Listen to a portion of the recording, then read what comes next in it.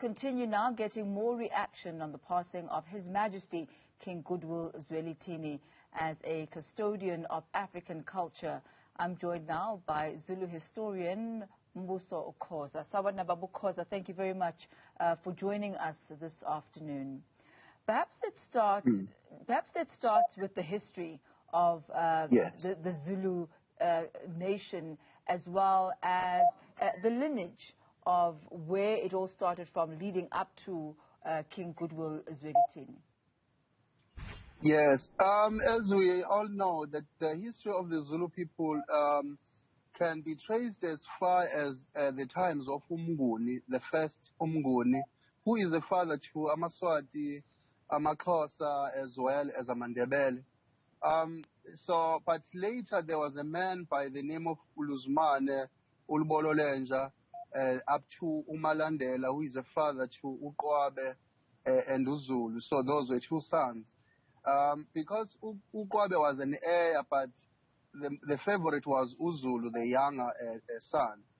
The mother was more lenient to Uzulu, to understand that Ukwabe had to leave and then start his chiefdom in another area. And then those who were left with Uzulu, they said no, they want to be led by Uzulu at that time, even though he was young. And this is why today we have what we call the Zululand.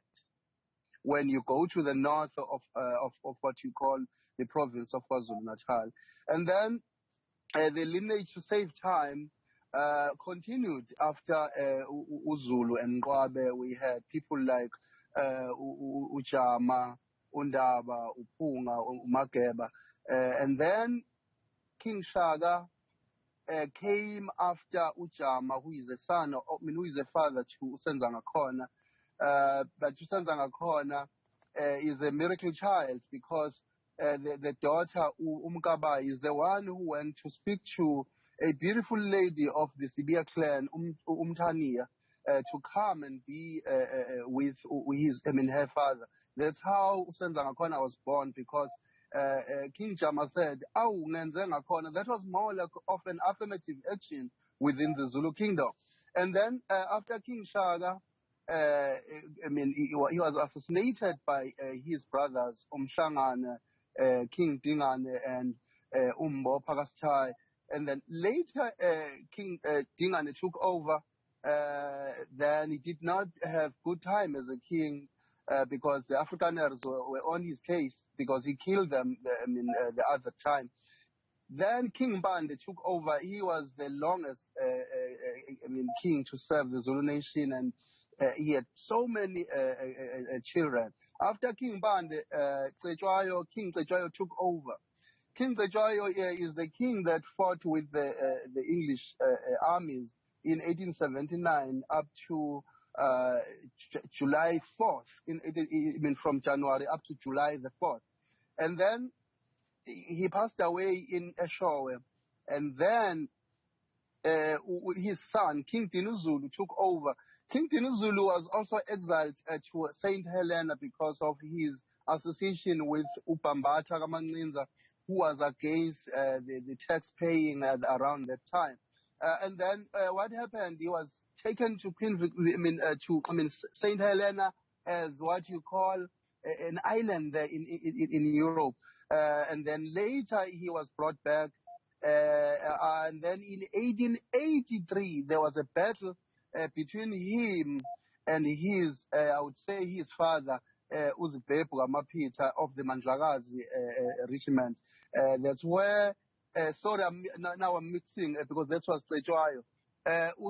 King Dinuzulu. So when he got back from England, he passed away, and then King Peguzulu, Solomon, he took over as a king. Later, King Peguzulu, who is a father to the current king who just left us, King Zwelithini Peguzulu, up to him. So that's how the lineage and the structure of Ubukhosi goes.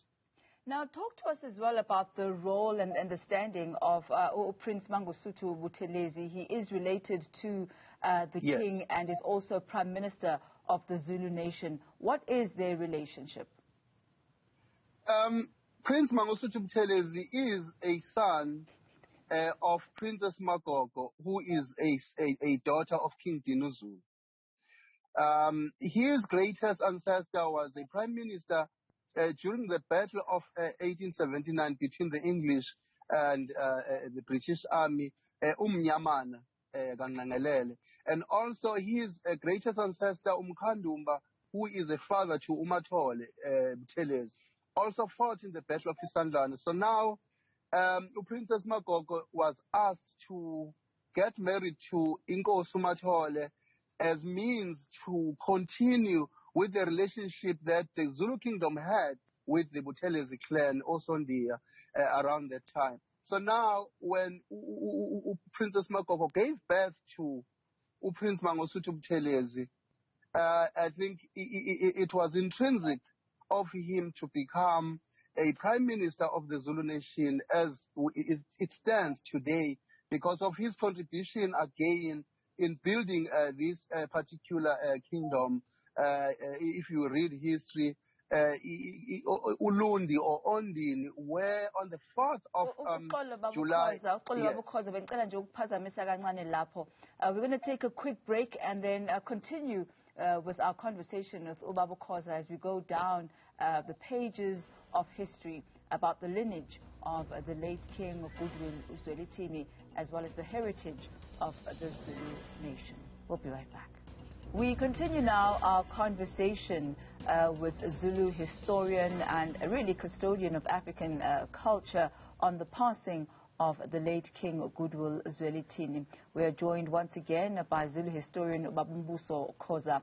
Mbuso Khoza, we were in conversation and you were outlining there the relationship which goes back for a very long time between Prince Mangosuthu Buthelezi as well as the Zulu monarchy. Let me ask you this now. Yes. When a king such as King Goodwill Zwelithini passes on, what happens next? What are the next processes now as far as, I guess, the proper mourning rituals that need to be followed? There are things that can't be mentioned, I think, publicly that serves as a cornerstone of the kingdom.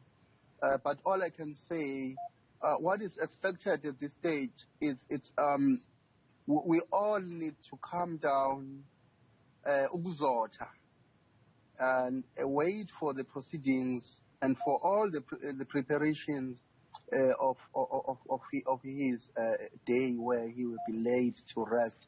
In isiZulu we say ukutshalwa kwenkosi, inkosi ayingcwatshwa, iyatshalwa, because we believe ukuthi unele lakhe liyokhula kade abe isimakade samakhosi.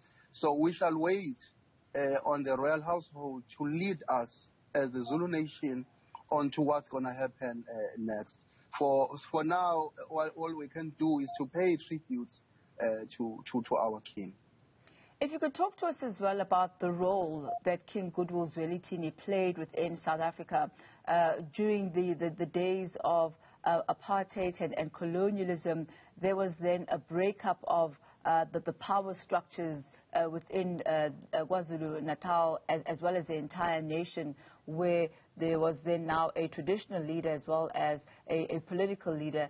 Talk to us about the challenges of that time and the role that the king continued to play.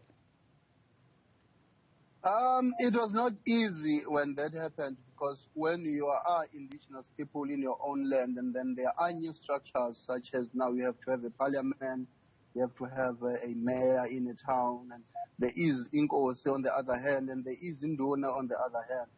I would say the role of King Zwelithini in our society, especially during and post apartheid, was to be a symbol of heritage.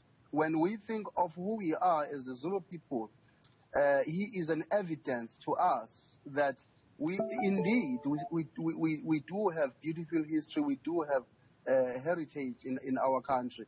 But in terms of the discomfort with people with that transition from like a pure traditional leadership now have to partner with the modern day leadership, it has been indeed difficult for many people. But I think he continued to speak for his people, and I love the fact that he encouraged people to know God, to know themselves and know God. So I think that's what I will remember our king with. If you could take us through some of the traditional beliefs and the customs that the Zulu king tried to maintain within the Zulu nation. When he took over, some of the ceremonies were outmoded, such as Mkhosi Womshanga. They call it the reed dance, but it's not the reed dance. It's not a ceremony of reeds. It's deeper than what it is. So when he took over, he made sure that he reinstated that particular ceremony. Mbuso Khoza, I unfortunately have to end our conversation here.